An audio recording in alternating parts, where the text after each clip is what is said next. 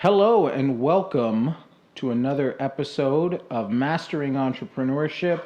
I am your host, Ravi Parashar, aka Ravi P. You know me.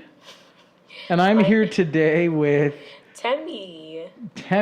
Yes. And Temi is an undergraduate from Howard University. Yes, She majored in biology Yes, or sir. biological science. Biology. In biology. Yeah. And today I'm interviewing her about her entrepreneurial journey. She is also in the Masters of Innovation and Entrepreneurship program. And welcome to the show, Temi. Thank you. It's such an honor. I'm glad you came. Me too. I'm glad I showed up too. A lot of people are like very hesitant on coming to the show for some reason. I don't know why, but they're just like super shy or something. It's like, oh my goodness, I don't know who's listening. Like, what if some weirdo from Idaho or something? I think that's probably why. But it's To okay. all of our listeners in Idaho, you are not weirdos. No offense to Idaho. Yeah. So, Temi, tell me about your background. You went to Howard University, did biological science. Biology. Yes. Let's go back before that. Like, where did you grow up? So I was born in New Jersey. I was born in an urban area first, and then when I was before 5, I moved to the suburbs. And there I attended the same public school district from elementary to high school with all of my brothers. I have 3 brothers. And afterwards, I just went to Howard University. 3 brothers, no sister? Yep, I'm the only girl. Okay. That's just like me. Really? I got 3 brothers. I have 1 older brother and 2 younger brothers. Are you... I'm second born. Second born? Yeah. Yeah, that's me. Obviously twins. Yeah. Fist bump. The second born is the entrepreneur. Where's the source? I don't know. It's happened twice with me and with you. With This me is the and source. with you. Yeah. Okay. Just, facts. Obviously. That's all I talk about. Okay, so cool. Grew up in New Jersey. I didn't know that. I didn't know you spent all your time there in New Jersey. And that's why I had to get out. You won't see me there for anything longer than a few months now. I don't detect like a Jersey accent. Sometimes I do when I get emotional. Like I can say stuff like, I don't know, coffee or toilet paper, stuff like, okay. But I mean, I don't really have an accent. Mine's pretty neutral American. Yeah. Yeah. So, growing up in New Jersey, I had a very different childhood. Really? I grew up in the mountains. Yes, in a very small town. And I've said this on the podcast before, but I had got bit by the entrepreneurial bug at a young age. What about you? So kind of the same thing. I didn't like authority, and not because I was a rebellious child. In my opinion, I was the least rebellious of all of my siblings, but only because I felt like things weren't done as efficient as they could have been done, and you could get a lot more results by doing them a different way. So I'm like, I'd rather do things my way, and that's how things kind of started for me. Yeah. Okay. Did you have any businesses or any when I was younger side hustle when you were younger, before college? Before college. So I'll tell you a story. I got in really big trouble in 5th grade, for example. Me and my brother kind of always was looking for ways to get, my older brother, we're always kind of looking for ways to get more money. We're like the same age. I turned 22 in a few days, and he's still 22. He doesn't turn 23 until a few days after I turn 22. Oh, wow. So we're pretty close in age, right? Yeah. Same mom, same dad. I just want to put that out there. But what happened, in 5th grade, for example, there were these things, if you had good behavior, you'd get Mickey Mouse dollars. And you could use these Mickey Mouse dollars to buy different things that any 5th grader would want. Sure. For me, it was candy. It was a nice incentive. I did my stuff. I was good in class, but I was like, I need more Mickey Mouse dollars. How am I going to get more Mickey Mouse dollars? So at the time, I was pretty good with my hands. I was good at drawing. So I would draw these little flowers for people. In exchange for more Mickey Mouse dollars. So that's kind of the first thing. I got in really big trouble for that, though. Honestly, I got in trouble for the dumbest stuff when I was younger. For example, I didn't know people had peanut allergies. I didn't know. I didn't know how people had peanut allergies.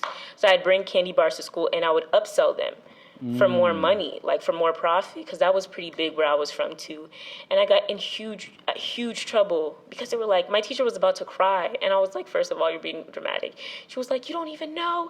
People have peanut allergies in the class. And I'm like, I'm 9 years old. I'm just looking at her like, sweetheart. Like, I don't know, but what's her name?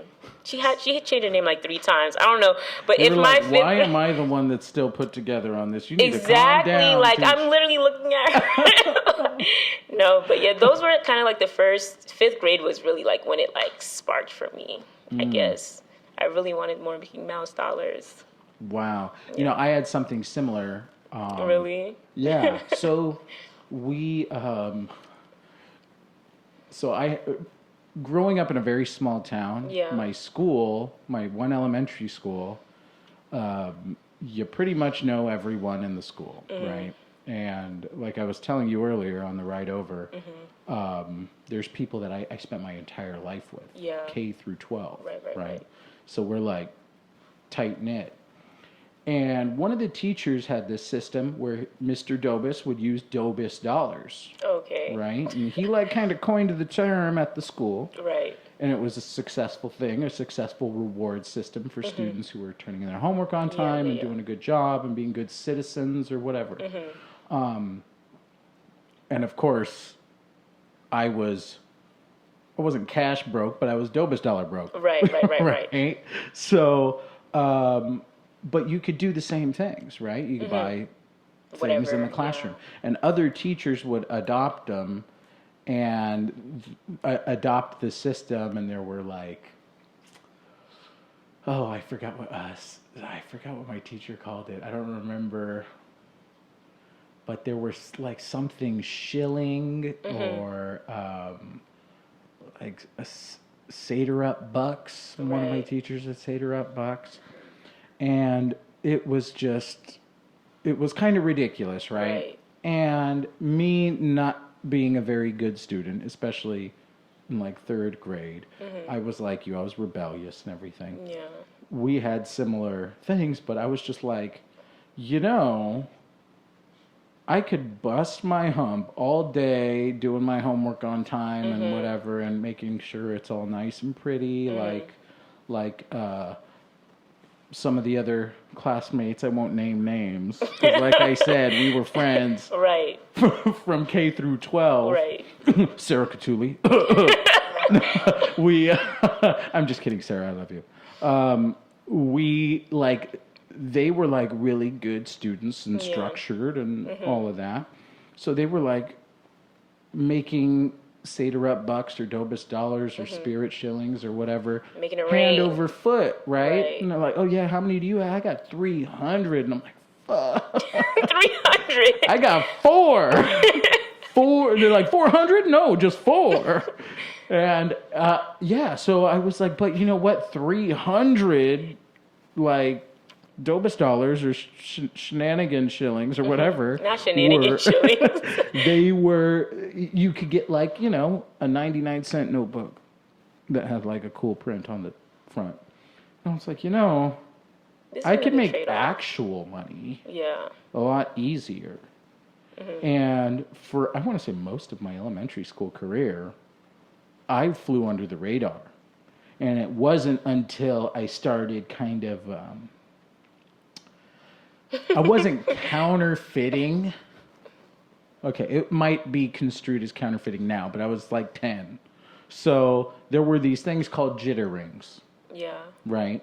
And it's just this big round ring of metal with these smaller rings on them. Yeah. And you just spin the smaller rings and pull turn the larger ring, and it makes this noise and stuff, and you can like spin it around your hands and whatever. So it's like makes noise, and it looks cool, and it's shiny and stuff, and you can throw it up in the air and catch it, and keep the little ring spinning around it, right? So there involved some skill or talent to it. And it was this new fad. I was big on like buying toys before the fad really caught on and selling them to kids on the schoolyard. And this one because I realized it's just a piece of metal with like smaller pieces of metal, and I could buy it at the hardware store for like $2 a material. Yeah. And my neighbor had this little TIG welder, Yeah. and he could like make them for me essentially. Yeah. So I had him make a whole bunch of them, and I spent maybe like $20 on material, and he just did it for me because he's a nice guy. And cute I went to kid, right. school, and the actual branded product of Jitter Ring would cost $25, $25 or something. And I would sell it for that much. And I'd be like, look, I'm not making any money. I'm just buying it at the store and bringing it to school, whatever. Until they found out that there's like counterfeit Jitter Rings, because they were going like, where are you getting them? And I'm like, oh, I go to this shop called Confused.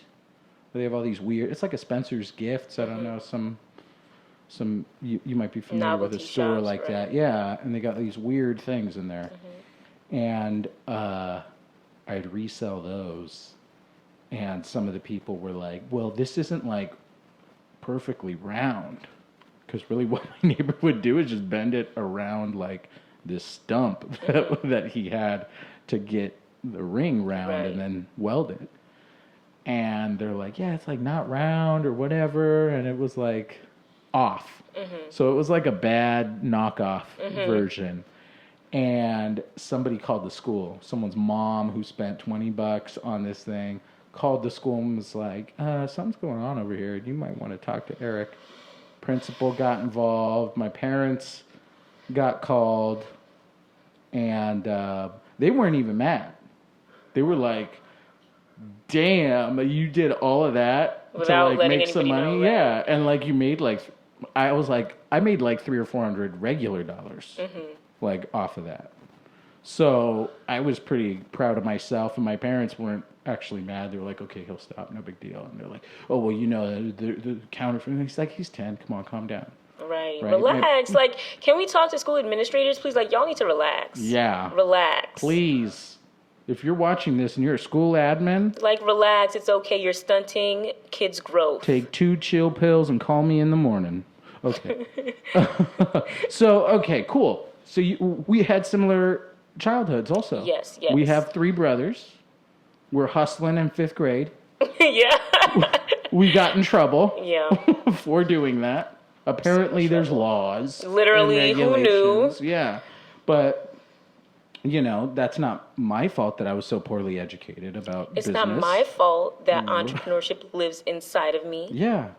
And so that's our childhood. Awesome. We're kindred spirits. Honestly. What's college like, and then coming into grad school? In college, I hustled a lot. I can't even lie to you. I really did hustle a lot. Like, in terms of, I told you, I have 3 brothers, and my older brother is very close in age. I got for the last 2 years of college, I didn't have to pay anything to them. And during the first 2 years, all I had to pay was like my living situation because I got tuition scholarship. But my older brother, he had to pay like full, and he went to like a state college in New Jersey. So I was like, okay, I got to make my own money. Like, my parents are paying for his college. Like, I need to make my own thing. Shake, I need to make something shake. So what may or may not have happened, you know, because I don't know who's listening to this, might be the authorities or something. So So what we'll first do is say that this is a completely fictional story Absolutely. of what she's about to tell like us. somebody told me this, and I was just so amazed at the person who did this. So we're going to adopt the narrative. Right. Gotcha. So the narrative Okay. is this girl or something, she went to Howard like the same time as me. And when she was a freshman, like, there was this app called GroupMe, and there was like huge GroupMes of like each class and stuff, and different like classes you would have. So if you had like a sociology class, you'd have your sociology GroupMe, et cetera, et cetera. So within each of these class GroupMes, people would constantly be like, hey guys, I need this book. Does anybody know where I could find this book, or does anyone have the PDF? And this girl, like, since she was like 10, she loved reading so much. She never bought a book in her life. She would always go online and find the book. And the same thing worked for textbooks. So this girl could find any textbook, any book. So what this girl did from freshman to senior year, every semester she would get in the GroupMes, post her little thing, and have people text her, find their books, and have them name their price. and always like upsell on the price. If they're like, I really want the sociology book for $20, I'd be like, the book sells for $150. I'm doing you a favor by giving it to you for $45. And they'd be like, deal. She'd get a cash out for $45. She'd make at least like $500 at the beginning of every semester if she was lazy about it, and more if she wasn't lazy about it. And then there's some books that at Howard, you can't get a PDF for like lab books and stuff if you're in the sciences. And every time people would go home, they would throw stuff in the trash. And the thing is like where the trash is, like it always gets backed up. So people would just put like stacks of books there. So she'd go through the books and she'd take the ones that you can't get PDFs of, and she'd scan the books and she'd sell the PDFs of those books. So that's how she made money for a while at Howard, and it worked. It worked That's for her. a crazy fictional story about some random girl. I'm telling you, like when I heard it, I was mind blown. That is awesome. I was mind blown. That's just raw hustle. It really is. And like, okay, whatever. Yeah, there might be rules. Right? There might be rules, but she sure I did like not know that what girl. they were. She's a renegade. Me too. I wish I could meet her. She'd give. She'd give up. Yeah, but That is cool. Okay, so that's an entrepreneurial story from college. right. Is that the only No. type of business you were I tried to sell involved in? when I was like a sophomore. Like this girl, her name was Phyllis. She used to sell she used to run her own little corner store from her like dorm room, and people would be like, "Oh, I'm gonna go see Phyllis get a Kit Kat, whatever, a honey bun or something." And I was like, I could do what Phyllis does. Yeah. So I never met Phyllis. I don't know who she is. I'm not talking bad about you, Phyllis, if you're out there.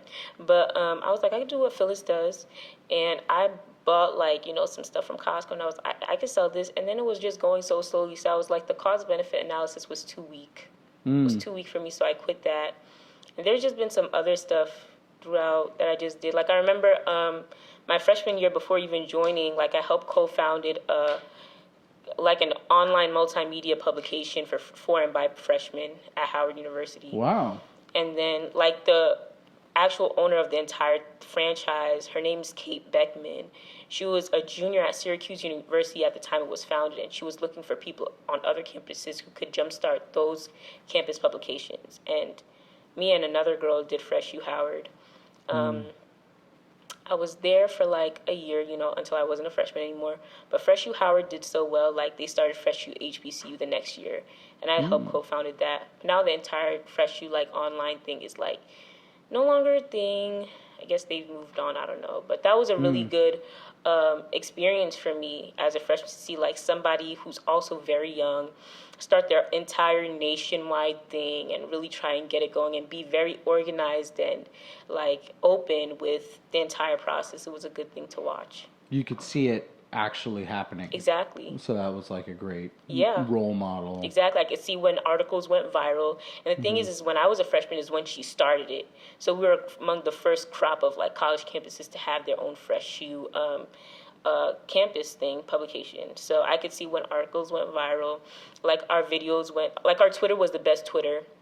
Like our social media was so popping that like it overtook the actual Fresh U Online's social media following, and then Fresh U HBCU started, and that took over the entire like Fresh U Online following. It was just like our Twitter was popping. Like I can't even lie to you. It was so much drama. When you turned into a sophomore and you were no longer a freshman, why did you stop? Why did I stop? Because I want to focus more on like what I came to school for. Oh. Honestly, yeah, I want to. That's really why I had to, because Kate gave me the option to like continue as a sophomore, at least for the HBCU portion, just to like oversee things. Because me and a different girl had founded that one, but I was telling her how I wasn't as passionate as I was about it before, and that's when if you don't have passion for something, it's good to leave it for the person who does have passion for it, and I realized that early. But after I was done with Fresh U HBCU, like I said, I want to focus more about what my biology was there, what I came to school for. Because I still want to be a doctor. Right. So I focused on extracurricular activities that pertain more towards that. And those have been pretty life-changing too. Like, for example, I was on the constitutional board for like Globe Med at Howard University to like reinstate that as an organization at Howard. So that was pretty cool. Stuff like that. What is that? Tell me. GlobeMed? Yeah, GlobeMed. So GlobeMed is, once again, a national organization founded by college students for college students. So basically what GlobeMed's mission is to establish global health equity. So that means like the healthcare we receive here in the U.S. should be on par with the healthcare people receive in like Bangladesh, Sri Lanka, like Somalia, everywhere. Like everywhere should be the same. There shouldn't be any disparities between the two. So what you do in GlobeMed is like inform like your general body members of what's going on in the world, and give them actionable steps to be able to help and spread the word and just, be global citizens. That's something we always emphasize, being a global citizen. I see. And every summer, like you would travel to your specific university's off-site grassroots location in like either South America and Africa, Asia. Ours was in Malawi. They loved Uganda though. Like all the GlobeMed, everybody, other chapter like just loved Uganda, but ours was in Malawi. It was called Nancholi Youth Organization. I never went. I was always busy in my summers. So, but the people who did go, honestly, it was fun. They'd go for like a month to 2 months. Wow. And with all the money we'd raised, we'd go and, like help them, allocate the money, spend the money, just like try as much as possible over the course of a summer to improve the processes to make the youth organization more efficient and stuff. So that's what GlobeMed is. Yeah. That is really cool. Yeah. I think it's interesting that like the most fundamental things about surviving as a human are the ones that are like so marginalized. Yeah. So like healthcare, right, and hunger, food. You got to eat, and like these are all causes that are, they're not at the forefront of everything we do. Really, I open my phone up and I don't hear like, hey, poverty or things get swept under the rug really easily. Like there's so many global issues going on right now, but the thing is like, it's so hard to like focus on when there's so many going on, so people choose not to focus on them at all, and that's what happens. Yeah, it's so true. I mean, I open up my phone and I see like, oh, buy Kylie Jenner's makeup. And not not like, the Rohingya and Myanmar are still going through ethnic cleansing, like stuff like that, because that's very important. That's been going on for years, but a lot of people, it just kind of goes over their heads. And if it doesn't involve them, it doesn't matter. So right now, like, healthcare is hot. And the reason why is because we have this pandemic flu. The coronavirus. Coronavirus spreading all throughout, and there's been one case in Orange County, with an Orange County man. And, coming around campus and everybody, there's people who are scared. Yeah, they have face masks. And now they're masks. talking about it. But for the most part, I mean, okay, one guy had it. Hasn't really spread to anyone else. There's been no other cases. I'm not concerned at all. I'm very unconcerned. Like, sometimes also, I'm like, why is he wearing a face mask? Oh, okay. I'm concerned for, like, our elderly people. Children and like, the elderly and sick people. Yeah, and people who have, like, deficiencies. Right. So that's concerning, but for the general population of the campus, everyone's pretty healthy and skateboarding around and stuff. Exactly. And whatever. You don't need a mask if you get the flu. Like, okay, even if you got the flu, you'll get better. It's just the flu. A couple people have already got the flu. Yeah. So anyway, on a lighter note. Right. So, okay, that was college. That was college. Yeah. Howard University. Yeah. Which I actually just learned about Howard. Really? Yeah, and I didn't know much about it. And I didn't know that it was a historically black college. It is, yeah. I didn't know it was known as the best historically black college. Yeah. Well, because I was wondering why you brought it up so much. Oh, me, like, really? Do I bring up Howard a lot? Like, oh, well, just like walking around in your Howard University. Oh yeah, I do have a lot of Howard T-shirt, and and then like, when I was at Howard, and I'm like, what the hell is Howard? But you spoke about it, like it's an Ivy League school, and then I found out that Howard University is a very top-notch school. And I didn't know this. So much. I went to community college, and then I got into UC Santa Barbara, and then I came here for graduate school. Yeah. Right. So I haven't left California academically, and Ivy League schools or those upper echelon schools have never been something that appealed to me. It was really just about getting that paper and getting out of here. Yeah. And now that I'm in this program, and I see, we get a very good quality of education from everywhere, honestly. Yeah, and in a lot of different modes, like here at the school, from the community, we get a lot of great education from community entrepreneurs that are out here. Some of them come onto the show, so look out for that. And we have interesting people in our program from all over the country. New Jersey, Washington, D.C., New York, New Orleans, Florida, New Orleans, Maryland. Yeah, like all over the place. Yeah. So, and then all over the world too. Russia, someone, Moscow, people from the Philippines, Malaysia, Indonesia, all over the globe, China, Korea. Everywhere. Yeah, so it's crazy. We get like cream of the crop globally. Right. And so when I learned more about Howard, I was actually like, oh my gosh, that's why she has so much pride. Yeah, because it could not have been easy to get there. And then to get an academic scholarship, that means like not only were you the cream of the crop of the selection to get in there, but you were even better than most of those people for them to fund your tuition. God really favored me. That's all I gotta say. Okay. Yeah. God really favored me. Really. I don't know why so many entrepreneurs are so modest, and they say, "Oh, I got lucky. Honestly, I was lucky. It was timing. It was this." Ravi, if I didn't go to Howard, I wouldn't be here with you right now. No, I know. wouldn't be here. But so you're saying it wasn't you busting your ass with your nose in them books and making sure your work was done correct, in line, on time. It was all of that. It wasn't, God went like, and then just you got into Howard. If I told you how, like, honestly, I was afraid I wouldn't graduate on time. The program that even got me here,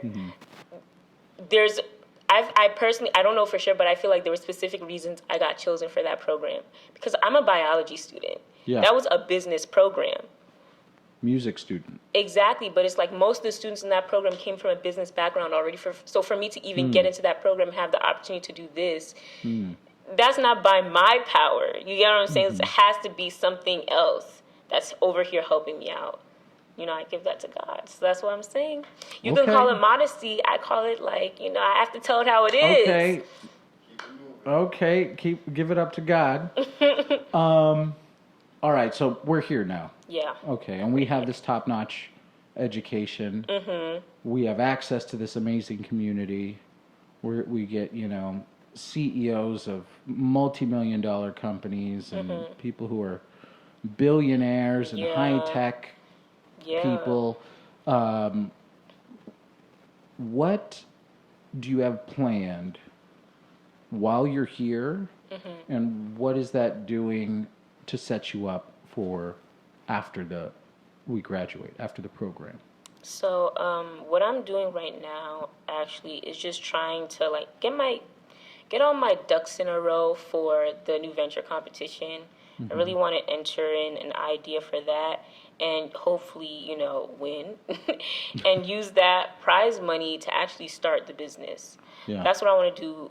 That's what my broad plans are for this program. Right. So that's short term, like right now, new venture competition. Mm-hmm. Okay, can you tell us about your new venture competition I sure idea, the can. concept? So it's basically an augmented reality planner, and it combines, traditional planning with productivity to enable people to truly reach their full potential. So that's kind of like the gist of the planner. But I invite all of you to do a little more research. Go onto the NVC website. Hopefully, when we win, you'll see us write the little blurb to get more information. Okay, I understand what augmented reality is. Yeah. I understand what planners are. Yeah. How do you combine the two is your question. What does that look like? So it looks like the intersection between the old and the new, technology versus your regular paper and pencil. Mm-hmm. So in terms of augmented reality, though, a lot of people wouldn't be able to understand it unless it was demonstrated in front of them or like written out. And I don't have it right here in front of me or written out. Oh, okay. But I can assure you it's very easy to learn, and it's super easy to implement. So I had my first experience with augmented reality was this app. I don't remember what it's called, but I heard about it like on some Microsoft forum or somewhere, some tech magazine or something. Yeah. I downloaded the app, and they said, take any piece of cash, right, and flip it over to the back side. And hold it up to the camera on your phone. And when it looked at the money, it had some type of animation and told some kind of story, right? Yeah. And there was like the back of the $1 bill, all this stuff happened. It was like super psychedelic, and I was like, "This is a real dollar bill. What's going on? No way! What is going on?" And it was, like I'm looking at it through the phone and I'm like, oh my gosh, all this crazy stuff is happening. And I'm like looking at the dollar and I'm like looking at the phone. Yeah. I'm like, what is going on? It's like that, yeah. Yeah, so it's like that. So you have a planner, like a physical exactly. actual planner. And be a camera app that comes with the planner. And an app that integrates both of those things. And it's a very, very simple. It's not complicated. It's honestly going to be equivalent to your regular phone camera app. Yeah. Yeah, it's not anything. But there's certain things like on each page or whatever that will activate. Certain images, activate something to happen within the app. Exactly. That is pretty cool. Thank you. I'm into that. Thank you. So thank you for explaining it, Robbie. I appreciate that. Yeah, you're welcome. Well, I mean, that was just my experience with AR. So hopefully that helps you relate to it, and that helps everyone else relate to it as well. I really like AR and VR technologies, and there's a lot of augmented reality and virtual reality companies that are popping up right now. It's a hot commodity right now. Yeah, especially in Orange County. So you entering into that vertical, I think, is a good idea for when we graduate. That's not the only thing I'm doing, though. If you plan on staying in this area or going to like Silicon Valley. Okay, but that's not the only thing you're doing. It's not the only thing. What else are you doing? So I do plan on getting, dun dun dun, a 9 to 5, but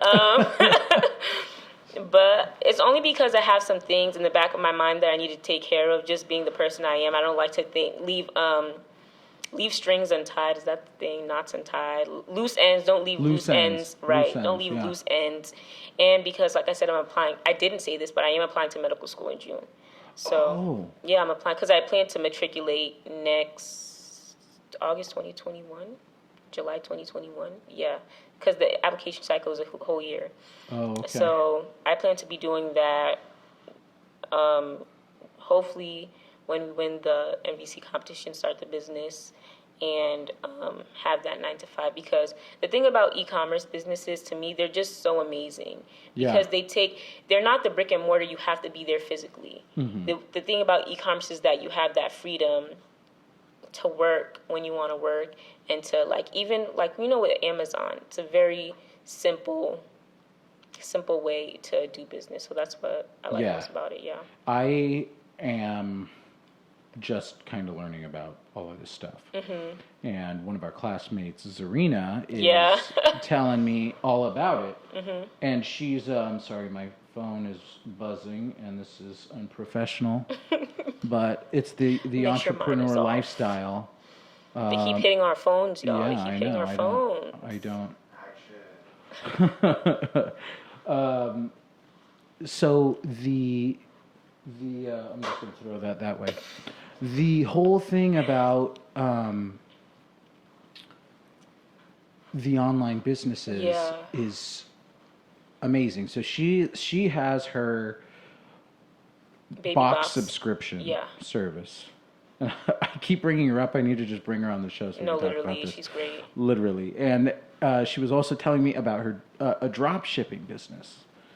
And I was like, what the hell's drop shipping? She's like, oh, you don't know. Drop shipping is so big, but the thing is, it's so hard. Like, is it? Yes. Oh. People think it's easy because they see like all these YouTube people who rent a Lamborghini for a day and say, let me show you how to do drop shipping so you can own a Lamborghini like me. And it's like, it's not that. It takes a lot of like finesse, a lot of luck, a lot of choosing the right product, a lot of like markets that aren't as saturated, because the thing about drop shipping is that everybody has access to the same items. So the thing you have to compete on is price, and the thing you have to compete on is like market saturation. If you don't have the money to advertise, you don't have the money to drop ship, and that's just the plain truth. So it is very hard if you're just starting. Like I have a friend, I won't name names, but he's tried to do drop shipping like our senior year of college, and he lost $6,000. So it's just like, and he's not upset about it because it's like everything is a lesson. Yeah. But he knows for the future that if he wants to do something, he has to do it another way, or in a different way at least. That you bring up a good point. I mean, not just about the Lamborghinis and all these fake YouTube millionaires and all that gurus. Stuff. Yeah. Well, you know, there was also this hype cycle with Bitcoin and all of that stuff that was... cryptocurrency. I was a huge advocate for cryptocurrency. I used to do a cryptocurrency podcast with a friend of mine, Eric Moltar, called Cryptocurrently. Eric, if you're watching, what's up, man? But we were all about the technology and all about the disruptive elements what this meant to society, right? This meant that the people in poverty who are unbankable, quote unquote, unbankables in the globe, now have access to traditional money vehicles, traditional accounts. Like essentially everyone could have a bank account. So that was super powerful. And I was like, this is going to cause a redistribution of wealth on a global level. And then private industry came in, started getting all muddled. Right. The SEC started regulating things, and everything just started getting twisted, and everyone was stripping the code off of the original Bitcoin blockchain and, you know, rewriting things and mixing things around, and then republishing it and saying, oh no, this is my new cryptocurrency that's even better. We don't use proof of work, we use proof of stake. And then they come up like all of this crap, and I'm like, what are you guys doing? Like, you just ruined it. Like, we had this awesome fucking thing, and then like, oh no, not Bitcoin, Bitcoin Cash. I'm like, oh. So that was a thing. Off of the soapbox, back down off of the soapbox. I think that's happening again now with Amazon drop shipping, right? All these people a thing though. Well, yeah, because a few years back, when people had no idea, and people still don't have any idea when they go on Amazon and something's Prime eligible and they click it, they think, okay, cool, I'm buying this trusted product from Amazon. Yeah. And that's not necessarily what's happening. You're buying it from a vendor that's on Amazon, right? Who happened to send a box load to Amazon. Yeah, and it's at the warehouse, so it's Prime available. And people think, you know, that's a trusted product that way, but it could have been So there's things like retail arbitrage, where someone just bought something that was on clearance.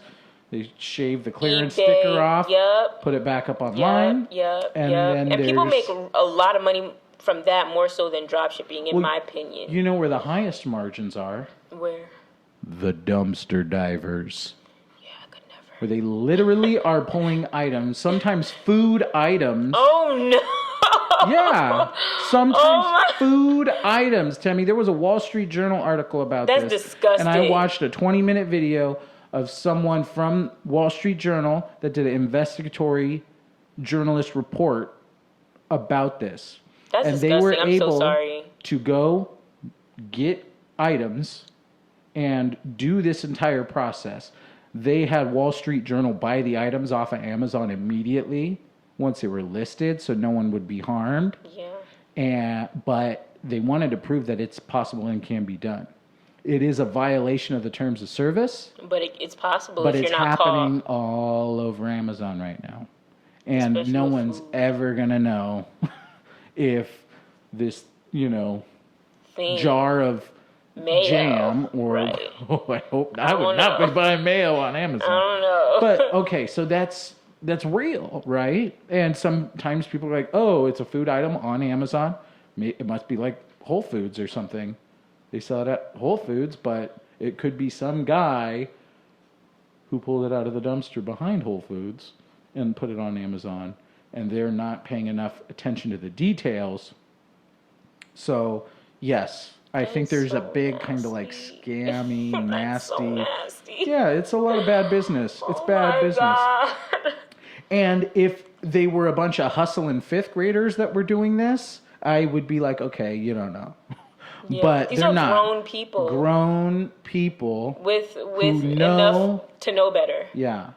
Oh, they do know better, and they're maliciously doing this, and they just don't give a. They don't care. They don't give a bleep. Yep. Yeah. I'm trying not to cuss. I don't want to be like Gary Vee, his podcasts and stuff. I'm glad that he's very authentic and everything, but I like to be in Polish. control. I can control it. Right. No offense, Gary Vee. I love you. Okay, so that's the plan for after. Yes. We're going to get a 9-to-5 for a year and then get into med school. What's the field of study in med school? Do you know, or are you just So gonna med start? school, the way that thing works is like everybody's doing the same thing for a few years until you choose your specialty. Okay, so you're going to let that just come to you. Yeah, while I have a you're- few while things you're in doing the mind. first- yeah. Right. I have a few things in mind, but because I feel like the majority of the reason I even wanted to go into business was to be able to mix it with healthcare. Because I feel like there's a lot of missed opportunity within healthcare in both management and within like product and the way things are handled, because people don't have enough background in business or just like in leadership or like management stuff. So that's why I think like they're two disciplines to combine. They're two good disciplines to combine. Right. Yeah. Yeah, that is actually very true. I didn't think about that. Because remember, like the whole thing with like the Invisalign, Smile Direct, Yeah. Embrace over at the Cove. Mm-hmm. Those are healthcare, dental care, and Right. business combined Yeah. to make something better. I had the pleasure of going over to a Mirage alumni's house for an event, and she is the owner of a pain management clinic, and that's healthcare and business combined. Right. And she is very successful and now has a lot of clinics all over the place. So you're very, very right, and she's doing much better Than work for her colleagues, probably. Probably, yeah. She's probably just killing her competition, but her customers are incredibly happy. She took the business practice of being customer centric and listening to the needs of the customer, the patients, and helping them, making them comfortable. Like, it's not just about coming to get your pain medicine or whatever and sit down with a doctor and talk It's to about the them. relationship. It's the whole journey. experience. It's Exactly. about coming to them, and maybe they don't want to get medicine every single time. Maybe their fibromyalgia pains are like, yeah, I need the medicine, but can I try massage therapy? Right. Like, okay, yeah, let's try that also. You just Let's remind see me to what we leave can my do. dentist a bad review. Oh. He sucks. But it's fine. Like, Your it's teeth cool. look fine to me. It's honestly, I'd leave a bad review if I came and I was that's like, because of Howard Dental. That's because of Howard Dental. Thank God, because my dentist literally, he waited for my cavities to get bad before he told me about them, so they could turn into root canals, and so he could get more money off of me. He is literally, I don't know how anybody still has their license like that. And I told my mom I'm never going back there ever again. That is horrible. Yeah, because the people at Howard's like, there's no way, because it was 6 weeks apart, the visit, from my actual dentist at home to like Howard Dental, because they do like free stuff. And they were like, these cavities have been here for a while. There's no way they didn't see this 6 weeks ago. So I was like, and they definitely took x-rays. So I was just like, y'all are crazy. Like, you're crazy. You're crazy. So, so that's that. I need to leave my review. I completely forgot. Right on. I mean, it's funny that we talk about, like, you know, we might have done some unsavory things. The best way for a business to fail is to fail your customers. Oh yeah, absolutely. No, I agree. But so we've done, well, at least me and that girl that was copying the PDF. Oh my gosh, that's copyright. Literally so crazy. Yeah, that's crazy that she'd do that. Yeah. She's a hustler. So me and that girl, we've done some things that were maybe unsavory. Oh, well, you did the peanut allergy thing. Yeah, but so I was tough. 9, like... Yeah, I was a kid too. I've never done anything illegal as an adult. I mean, that's not I don't know if it's illegal. Who knows? But I'll leave that up to the courts. But you know, I'm so glad we made those type of mistakes as children entrepreneurs, and not adults digging through trash, reselling stuff, or letting Amazon, our cavities, our disgusting. patients' cavities grow until they become a bigger billable item. Exactly. No. Like, what kind of unethical clowns are out there, man? That's unethical. It's bad. Yeah, so thank you, and I hope you keep all your ethics and all your future practices. I sure will. And when you start practicing medicine, remember these experiences. I will. I would trust you. I'd Thank you. come and be your patient. Thank you. I got this rash. No. But, okay, so that's it. I'm going to let you go because I know you have meetings and everything. And we have another guest that's going to be coming soon. Awesome. So I want to get Y'all's ready gonna for love them. her. Yes. So I'm interviewing Gabby. Yep. Next. So we're going to be talking about sustainability. She's a queen, y'all. Exciting. Yes. So thank you so much for tuning into another episode of Mastering Entrepreneurship. I'm your host, Ravi Parashar, and today my guest was Temi. And follow us on social media. We have an Instagram. We have a TikTok. Here's the TikTok logo. We have cool editing now. That's so exciting. we could do stuff. You could send us an email right here or right there. Oh no. And what else? Twitter. No Twitter. Twitter. Yeah, Yeah. we'll have a Twitter by the time this airs. Yeah, we'll have a Beautiful. Twitter. We'll have We'll have everything. Look us up on everything. we have a Facebook page, Everything. Spotify, iTunes, Bumble. Bumble. Swipe right on my Tinder profile. On the Stella We're gonna app. edit that out because my girlfriend will be so mad if she heard that. Oh no, we're just kidding. I swear we were. But yes, thank you for tuning in, and we'll see you next time on Mastering Entrepreneurship. Music outro.